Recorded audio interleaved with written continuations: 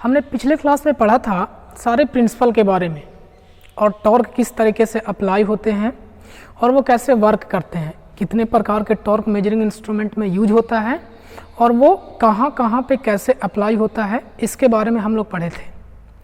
आज हम एक एक इक्विपमेंट एक एक करके सारे इक्विपमेंट के बारे में पढ़ेंगे। तो आज हम लोग पढ़ने वाले हैं वो है परमानेंट मैग्नेट मूविंग कॉइल यानी PMMC। नाम याद रखिएगा, PMMC कहने का मतलब क्या कि permanent magnet moving coil. Actual में ये होता क्या है और इस प्रिंसिपल पे या इस टाइप के इंस्ट्रूमेंट को कौन कौन से टाइप इंस्ट्रूमेंट बनाया जाता है, यानी परमानेंट मैग्नेट मूविंग कॉइल के द्वारा कौन सा इक्विपमेंट बनाया जाता है, वोल्ट मीटर, आमीटर। एक्चुअल में ये क्या होता है और कैसे वर्क करता है, इसी के बारे में हम लोग डिटेल में समझेंगे। तो सबसे पहले आप फिगर देखिए। फिलहाल हम इस इक्विपमेंट को भी आपको दिखाएंगे, तुरंत दिखाएंगे कि ये इक्विपमेंट में किस तरीके से अरेंजमेंट होता है। मेरे पास इक्विपमेंट अभी है और हम आपको दिखाएंगे। फिलहाल आप फिगर से समझिए कि परमानेंट मैग्नेट मूविंग कॉइल क्या होता है। सबसे पहले आप नाम पे समझिए, परमानेंट मैग्नेट यानी इसमें एक क्या होंगे, परमानेंट मैग्नेट होगा। दूसरा मूविंग कॉइल यानी इसमें एक और क्या होंगे, मूविंग कॉइल होंगे। अब यहाँ पे फिगर देखिए आप, ये जो आपको फिगर दिख रहा है ये वाला पार्ट क्या है, स्पिंडल है। क्या है ये पार्ट, स्पिंडल है। इस स्पिंडल पे एक कॉइल इंस्टॉल्ड है, कॉइल यही मूव करेगा यानी मूविंग कॉइल। दूसरा परमानेंट मैग्नेट जो आपको दिख रहा है, परमानेंट मैग्नेट यानी यहाँ पे नॉर्थ और साउथ पोल जो लगा हुआ है यही क्या है, परमानेंट मैग्नेट है। अब ये कैसे वर्क करता है, कौन से प्रिंसिपल वर्क करता है, इसको हम लोग डिटेल में समझते हैं। सबसे पहले इसका कंस्ट्रक्शन समझिए।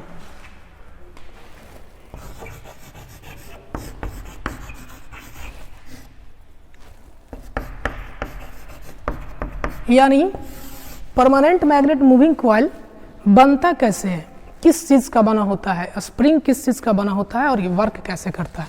तो सबसे पहले कंस्ट्रक्शन की बात करें तो हम लोग क्या लिखेंगे इसमें कि इस इक्विपमेंट में एक स्पिंडल होता है। क्या होता है, एक स्पिंडल जो किस पे माउंटेड है, एक मेटालिक स्ट्रक्चर पे माउंटेड है। और किसके सहारे माउंटेड है, तो ज्वेल्ड बियरिंग के माध्यम। ये क्या है, बियरिंग के माध्यम से ये क्या है, माउंटेड है। स्पिंडल में, स्पिंडल पे ही कॉइल इंस्टॉल्ड है। क्या इंस्टॉल्ड है, कॉइल।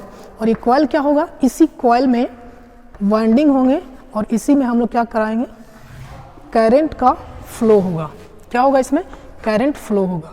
इसमें करंट फ्लो होगा और जितना करंट फ्लो होगा ये अपना मैग्नेटिक फील्ड बनाएगा और ये पहले से मैग्नेटिक फील्ड है। आगे हम प्रिंसिपल समझेंगे।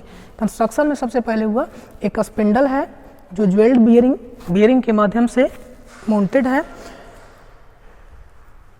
स्पिंडल पे ही कॉइल इंस्टॉल होते हैं, स्पिंडल पे ही कॉइल इंस्टॉल्ड है और स्प्रिंग स्पिंडल से ही कनेक्टेड है। अब ये किस प्रिंसिपल में वर्क करता है, तो इसका प्रिंसिपल है कि जब कोई मैग्नेटिक फील्ड में किसी करंट कैरिंग कंडक्टर को हम लोग अप्लाई करते हैं या रखते हैं, जब मैग्नेटिक फील्ड में यहाँ पे नॉर्थ है और ये साउथ है, यानी नॉर्थ से फ्लक्स निकल करके साउथ के पास जा रहा होगा। परमानेंट मैग्नेट है तो ये कांस्टेंट वैल्यू होगा, यानी नॉर्थ पोल से फ्लक्स निकलेगा और साउथ तक जाएगा। इसमें क्या किया जा रहा है, इसमें एक करंट कैरिंग कॉइल है, यानी जिस कॉइल में हम लोग करंट फ्लो कराएंगे या जिस करंट को हमको मेजर करना होगा वो करंट इस कॉइल में क्या करेगा, फ्लो होगा।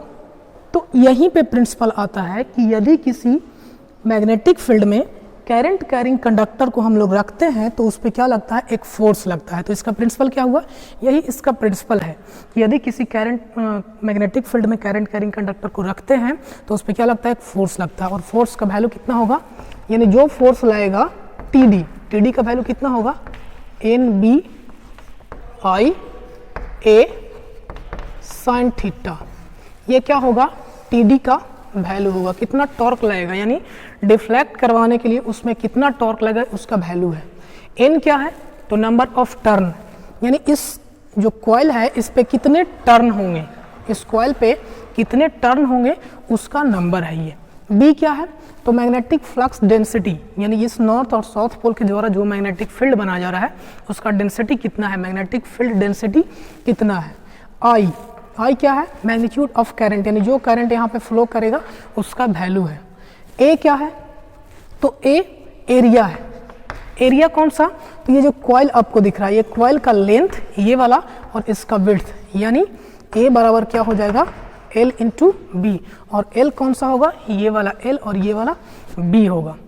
साइन थीटा क्या है, तो ये एंगल है किसके किसके बीच में, तो ये मैग्नेटिक फील्ड के डायरेक्शन के बीच में और कॉइल के बीच में बना हुआ क्या है, एक एंगल है। अब ये था टॉर्क का वैल्यू जो इस पे अप्लाई होगा, ये था एक्चुअल में इसका प्रिंसिपल।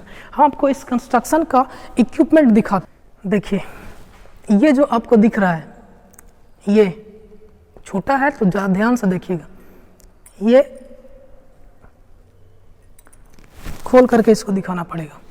फिलहाल अब ये देखिए कि यहाँ पे एक आपको ये जो कॉइल दिख रहा है ये है उसका कॉइल, ये कॉइल है और ये जिस पे माउंटेड है, ध्यान से देखिएगा, ये माउंटेड है, ये माउंटेड है, इसमें एक स्प्रिंग लगा हुआ है, अगर आपको दिख रहा होगा तो आप देखिए यहाँ पे एक स्प्रिंग लगा हुआ है और ये पॉइंटर है, इसका क्या है, ये पॉइंटर है, ये इस पे माउंटेड है। हम इसको और खोल करके दिखाते हैं, चलिए देखिए यहाँ पे ये है वो कॉइल, देखिए यहाँ अगर आपको दिख रहा है तो ज़रा देखिए ध्यान से, ये है इसका, ये इस तरीके से इस पे माउंटेड था, इस तरीके से, यानी ये जो आपको दिख रहा है ये पॉइंटर था, ये आपको स्प्रिंग दिख रहा है, ये क्या है, स्प्रिंग है जो आपको पतला दिख रहा है। और इसको हम दिखाएं अगर डिटेल में तो देखिए ये जो आपको दिख रहा है ये डैम्पिंग टॉर्क, डैम्पिंग टॉर्क लगाने के लिए कौन सा है, एयर डैम्पिंग। देखिए ये खाली स्पेस था, इसमें ये क्या कर रहा था, एयर डैम्पिंग, एयर डैम्पिंग के लिए ये अरेंजमेंट किया हुआ था। तो ये कौन सा डैम्पिंग यहाँ पे प्रोवाइड किया हुआ है, एयर फ्रिक्शन डैम्पिंग, यहाँ पे एयर को क्या करता, वो अपोज करता है ऑसिलेशन को। और ये आपको दिख रहा है ये स्पिंडल है, ये क्या है, स्पिंडल।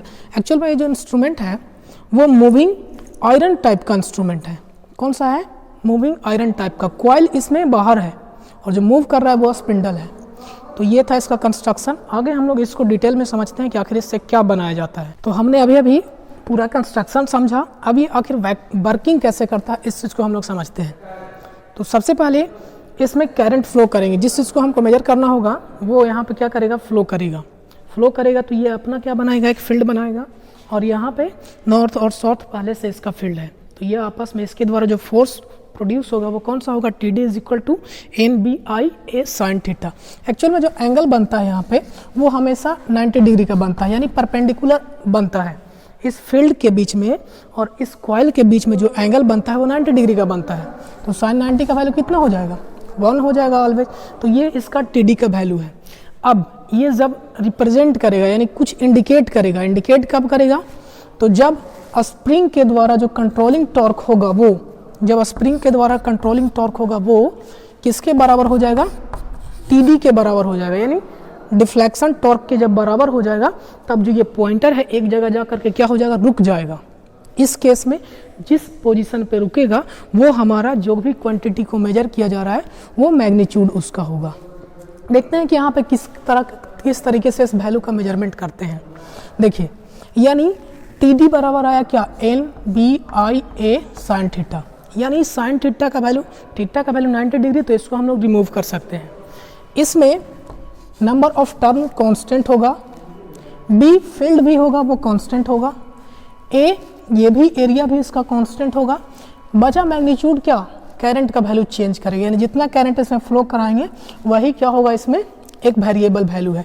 इसलिए हम लोग टी डी बराबर क्या लिखेंगे, टी डी बराबर के आई, वेयर के बराबर क्या हो जाएगा, एन बी ए।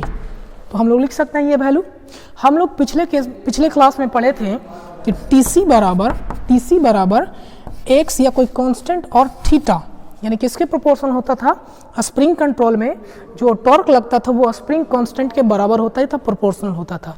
तो बताइए इस केस के लिए जब दोनों वैल्यू को फर्स्ट इक्वेशन और सेकंड इक्वेशन को हम इक्वल करेंगे तब हम लोग को यहाँ से क्या मिलेगा, थीटा यानी टी सी और टी डी दोनों को इक्वल करते हैं, यानी के आई बराबर एक्स थीटा, यानी I is equal to X by K into theta. यहाँ से ये क्या है, एक कांस्टेंट वैल्यू है, एक्स कांस्टेंट था इसमें, स्प्रिंग कांस्टेंट, और ये के जो अभी हम लोग देखें ये कांस्टेंट है, यानी आई प्रोपोर्शनल किसके हो जाएगा, थीटा के क्या हो जाएगा, प्रोपोर्शनल हो जाएगा। यानी जो permanent magnet moving coil instrument है वो थीटा के प्रोपोर्शनल है। जो मेजरमेंट कर रहा है वो कैसा मेजरमेंट कर रहा है, जो मैग्नीट्यूड वो मेजर करेगा वो कैसा होगा, थीटा का डायरेक्टली प्रोपोर्शनल होगा। और इस तरीके के इंस्ट्रूमेंट को हम लोग कौन सा इंस्ट्रूमेंट बोलेंगे, लीनियर दिखाएगा। अगर सपोज कीजिए कि थीटा का स्क्वायर रहता या और कुछ क्वांटिटी रहता, क्यूब रहता, रूट रहता, तब वो क्या लीनियर होता, नहीं। यानी जो PMMC है वो कैसा है, लीनियर डिवाइस है। कैसा डिवाइस है, लीनियर डिवाइस है। ये तो हो गया परमानेंट मैग्नेट मूविंग कॉइल। अब इसका यूज करके हम लोग कैसे अमीटर बनाते हैं, वोल्ट मीटर बनाते हैं, और गैल्वेनोमीटर क्या है, इस चीज़ को हम लोग समझते हैं। अब थोड़ा सा इसके बारे में डिटेल में समझते हैं कि जो यहाँ पे परमानेंट मैग्नेट मूविंग कॉइल हो रहा है इसमें कौन सा डैम्पिंग यूज होता है, कौन सा कंट्रोल यूज होता है, और क्या क्या इसके प्रॉपर्टी है। PMMC के क्या क्या प्रॉपर्टी हैं और कौन कौन सा वो डैम्पिंग यूज करता है, इस चीज़ को हम लोग देखते हैं। सबसे पहले ये कौन सा इंस्ट्रूमेंट है, तो एक ये लीनियर इंस्ट्रूमेंट है, यानी ये जो मैग्नीट्यूड दिखाएगा, जिस क्वांटिटी को भी इस प्रिंसिपल के थ्रू मेजर किया जाएगा वो लीनियरली होगा। यानी जितना मैग्नीट्यूड का जो वैल्यू है अभी हम लोग देखें कि थीटा के प्रोपोर्शनल होगा। यानी यहाँ पे जो इसका रिप्रेजेंट करने के लिए जो बनेगा, जो इसका पॉइंटर दिखाएगा वो कैसा दिखाएगा, लीनियर दिखाएगा। इसका मतलब क्या हो रहा है, थोड़ा सा ये बात को भी समझ लेते हैं। कहने का मतलब हुआ कि अगर यहाँ पे 1 डिग्री दिखा रहा है, 1 डिग्री अगर रोटेट करेगा तो 1 एम्पियर का वैल्यू दिखा रहा है, तो अगर 2 डिग्री रोटेट करेगा तो वो 2 दिखाएगा। ये नहीं कि यहाँ पे अगर 1 डिग्री आगे बढ़ा तो 4 एम्पियर। अगर ऐसा होता, थीटा के स्क्वायर होता, तब ये वेरिएशन हो सकता था। यानी जो इसका स्केल होगा किस इक्विपमेंट का, परमानेंट मैग्नेट मूविंग कॉइल का जो स्केल होगा वो कैसा स्केल होगा, लीनियर होगा, पहला। दूसरा, ये वाला जो इक्विपमेंट है, परमानेंट मैग्नेट मूविंग कॉइल जो इक्विपमेंट है वो सिर्फ और सिर्फ डीसी के लिए यूज होता है, डीसी के लिए, यानी डायरेक्ट करंट के लिए। और डायरेक्ट करंट यानी कहने का मतलब कि एवरेज वैल्यू को दिखाएगा ये। नेक्स्ट पॉइंट है टॉर्क टू वेट रेशियो इसका हाई होता है। टॉर्क टू वेट कहने का मतलब क्या, यानी कम ही वेट में ये ज़्यादा टॉर्क प्रोवाइड करेगा। तो बताइए ऐसा कब होगा, कोई इक्विपमेंट उसका वेट कम है और वो ज़्यादा टॉर्क प्रोवाइड कर रहा है, इसका मतलब क्या हो रहा है कि उसमें जो फ्रिक्शन लॉसेस होंगे वो कम होंगे, यानी फ्रिक्शन उसमें कम होगा। थोड़ा सा भी हम फोर्स लगाएंगे तो उसमें टॉर्क का वैल्यू ज़्यादा होगा। यही बात बताया जा रहा है कि टॉर्क टू वेट रेशियो जो इसका होता है वो क्या होता है, हाई होता है। उसके वजह से इसमें जो फ्रिक्शन एरर होते हैं या फ्रिक्शन लॉसेस होते हैं वो बहुत कम होते हैं। लॉसेस कम होगा तो एरर भी ऑब्वियस सी बात कम होगा। हाई सेंसिटिविटी, यही वजह है कि इसका जो सेंसिटिविटी होता है वो हाई होता है। यानी हल्का सा भी इसमें कोई अगर वेरिएशन आएगा तो वो उसको दिखा देगा। ये नहीं कि हल्का सा वेरिएशन आया तो एरर की वजह से, फ्रिक्शन की वजह से वो जो पॉइंटर है उसका रुका हुआ ही रह जाएगा, ऐसा कोई इसमें नहीं है या कम होता है। दूसरा, इसमें जो डैम्पिंग यूज होता है, ध्यान रखिएगा, अभी जो हम इक्विपमेंट दिखाएं एक्चुअल में वो मूविंग आयरन था, यहाँ पे हम लोग पढ़ रहे हैं PMMC। तो इसमें जो डैम्पिंग यूज होता है वो कौन सा डैम्पिंग यूज होता है, ईडी करंट डैम्पिंग यूज होता है।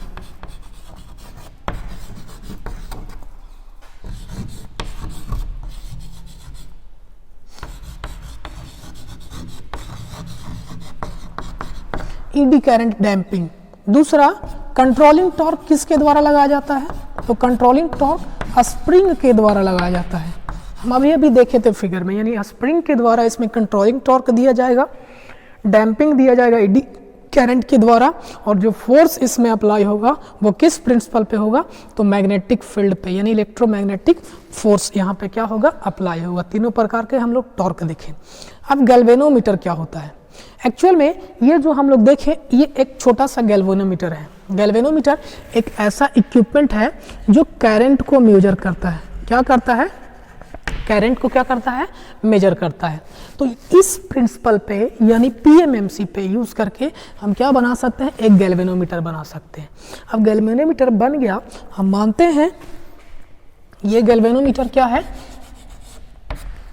एक कॉइल होगा गैल्वेनोमीटर में, जो अभी देखें एक कॉइल था, कॉइल में यानी कॉइल का कुछ रेजिस्टेंस होगा और ये यहाँ पे क्या दिखाएगा, वैल्यू दिखाएगा। तो ये क्या है, एक गैल्वेनोमीटर है। इस प्रिंसिपल पे यूज़ करके हम लोग अमीटर और वोल्ट मीटर कैसे बनाएंगे, यही बात को हम लोग समझ रहे हैं। यानी पीएमएमसी का यूज़ करके हमने एक गैल्वेनोमीटर बनाया। गैल्वेनोमीटर कहने का मतलब क्या, कि एक छोटा सा इक्विपमेंट बनाया जो बहुत ही कम मैग्नीट्यूड के वैल्यू को क्या करेगा, मेजर करेगा या दिखाएगा। यानी गैल्वेनोमीटर क्या है, एक इक्विपमेंट है जो डीसी करंट के वैल्यू को और बहुत ही कम करंट वैल्यू को क्या करता है, मेजर करता है। वो क्या कहलाता है, गैल्वेनोमीटर। अब गैल्वेनोमीटर किस प्रिंसिपल पे है, पीएमएमसी पे। अब गैल्वेनोमीटर का यूज करके हम लोग अमीटर कैसे बनाएंगे और वोल्ट मीटर कैसे बनाएंगे, इसका रेंज कैसे एक्सटेंड किया जाएगा। क्योंकि अभी अभी हम लोग जाने कि वोल्ट मीटर या गैल्वेनोमीटर जो है वो बहुत कम करंट के वैल्यू को मेजर करेगा। तो कम करंट के वैल्यू को मेजर करेगा, तो बताइए कि अगर हमको ज़्यादा वैल्यू को करंट मेजर करना रहेगा तब हम लोग कैसे करेंगे। तो इस चीज़ के लिए हम लोग देखते हैं यहाँ पे, देखिए ये एक गैल्वेनोमीटर है। गैल्वेनोमीटर कहने का मतलब कि ये छोटा करंट के वैल्यू को क्या करेगा, मेजर करेगा। गैल्वेनोमीटर है, इस कॉइल का, इसके कॉइल का कुछ अपना रेजिस्टेंस होगा जिसको हम लोग क्या बोल दिए हैं, RM नाम दे दिए हैं। अब हमको इस इक्विपमेंट के द्वारा, गैल्वेनोमीटर के द्वारा हमको क्या मेजर करना है, करंट का वैल्यू मेजर करना है।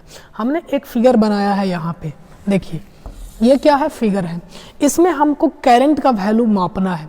तो बताइए कि इस गैल्वेनोमीटर को हम कहाँ पे यूज़ करें। इसके पैरेलल में अटैच कर दें, इसके दो एंड हैं A और B।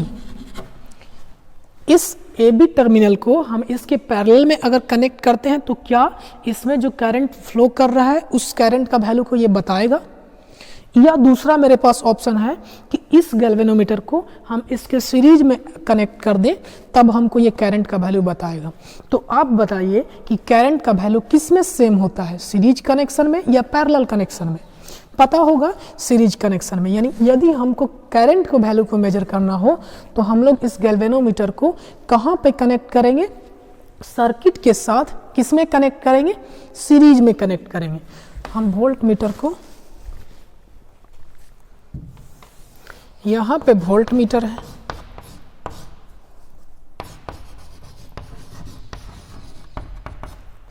और ये हो गया अमीटर। यानी अमीटर बनाने के लिए हम जो पीएमएमसी टाइप का एक इंस्ट्रूमेंट था मेरे पास, उस इंस्ट्रूमेंट को हम लोग कहाँ पे कनेक्ट कर रहे हैं, तो सर्किट के साथ हम लोग सीरीज में कनेक्ट कर रहे हैं। ये देखिए ए टर्मिनल यहाँ पे ए हो गया और ये डिफ्लेक्शन को रिप्रेजेंट करेगा, यानी करंट के वैल्यू को बताएगा। ये हो गया मेरा सर्किट। तो अब आपसे ऑब्जेक्टिव में क्वेश्चन आएगा कि बताइए कि जो गैल्वेनोमीटर है या इसी को, अब बताइए ये गैल्वेनोमीटर किस चीज़ को मापने के लिए काम कर रहा है, करंट को मापने के लिए काम कर रहा है। तो बताइए कि जो इक्विपमेंट करंट को मापने के लिए यूज होता है उसको क्या बोलते हैं, अमीटर बोलते हैं। क्या बोलते हैं, अमीटर। यानी अब आपसे क्वेश्चन पूछा जाएगा कि बताइए कि अमीटर सर्किट के साथ कैसे कनेक्ट होता है। तो कैसे कनेक्ट होता है, सीरीज के साथ। यानी सर्किट के साथ ये किस में कनेक्टेड है, सीरीज में। या हम गैल्वेनोमीटर बोले या अमीटर बोले, बात बराबर है यहाँ, ठीक है। आगे देखते हैं। यानी इसका वैल्यू कितना था, RM। यानी ये वाला वैल्यू, जितना करंट इसमें फ्लो हो रहा था उतना करंट के वैल्यू को ये क्या कर देगा, दिखा देगा। अब ये पूरा का पूरा क्या बन गया, अब हम लोग इसको क्या बोल सकते हैं, क्या बोल सकते हैं, इसको अमीटर बोल सकते हैं। क्या बोल सकते हैं हम लोग, अमीटर बोल सकते हैं। अब हमको क्या बनाना है, वोल्ट मीटर बनाना है। वोल्ट मीटर कैसे बनेगा, तो जरा बताइए। वोल्टेज को मापना है तो वोल्टेज कहाँ पे मापा जाता है। मेरे पास एक सर्किट है यहाँ पे, ये क्या है, सर्किट है। तो वोल्टेज कहाँ पे मापा जाता है, सीरीज में मापा जाएगा वोल्टेज के वैल्यू। यानी हम लोग को मापना है कि इसमें कितना वोल्टेज ड्रॉप हो रहा है, इस इक्विपमेंट कितना वोल्टेज ड्रॉप हो रहा है। तो बताइए, तो अगर वोल्टेज का वैल्यू को मापना है, वोल्टेज का वैल्यू, तो हम लोग जानते हैं IR यानी current into resistance. I into R voltage का ही तो वैल्यू देता है। यानी यहाँ पे हम लोग इसमें जितना वोल्टेज ड्रॉप हो रहा है, इस चीज़ को हमको अगर मापना हो तो हम लोग इसके पैरेलल में क्या लगा देंगे, अमीटर लगा देंगे। यानी इस तरीके से अमीटर लगा देंगे। तो यहाँ से मेरे पास क्या मिला कि जब हम वोल्ट मीटर बनाएंगे तो वोल्ट मीटर सर्किट के, यानी जिसमें हमको वोल्टेज के वैल्यू को मेजर करना है, सर्किट से कैसे कनेक्टेड होगा, पैरेलल में कनेक्टेड होगा। कैसे कनेक्टेड होगा, पैरेलल में, सर्किट के पैरेलल में कनेक्ट करके हम लोग क्या करते हैं, वोल्टेज को वैल्यू को मापते हैं। तो आपसे ऑब्जेक्टिव क्या आएगा कि बताइए कि गैल्वेनोमीटर या वोल्ट मीटर सर्किट से कैसे कनेक्टेड होता है। तो कैसे कनेक्टेड होता है, पैरेलली कनेक्टेड होता है। अब ये आखिर हमने अभी बताया कि ये जो गैल्वेनोमीटर था ये बहुत ही कम क्वांटिटी के करंट को मेजर करेगा। बताइए जरा कि यहाँ पे करंट के वैल्यू को दिखाएगा कैसे दिखाएगा। इसका कुछ वैल्यू RM था। अब यहाँ पे जो करंट फ्लो हो रहा था, इस करंट को नाम देते हैं हम लोग IL यानी लोड करंट, और इधर हम लोग नाम देते हैं IM। तो बताइए कि जितना वोल्टेज ड्रॉप यहाँ पे होगा उतना ही वोल्टेज ड्रॉप यहाँ पे होगा, बिल्कुल होगा। तो यही चीज़ यानी ये वाला वैल्यू, जितना इसमें करंट फ्लो होगा IM करंट इसमें फ्लो हो रहा है, और जो RM का वैल्यू है तो IM इंटू RM, यानी ये क्या बता देगा, वोल्टेज का वैल्यू हमको जितना यहाँ पे है उतना ही वोल्टेज का वैल्यू ये दिखा देगा। ये तो था वोल्ट मीटर और आमीटर। कैसे बनाए वोल्ट मीटर और आमीटर, तो गैल्वेनोमीटर का यूज करके किस प्रिंसिपल पे, तो PMMC पे प्रिंसिपल पे यूज करके हमने क्या बना लिया, गैल्वेनोमीटर बना लिया।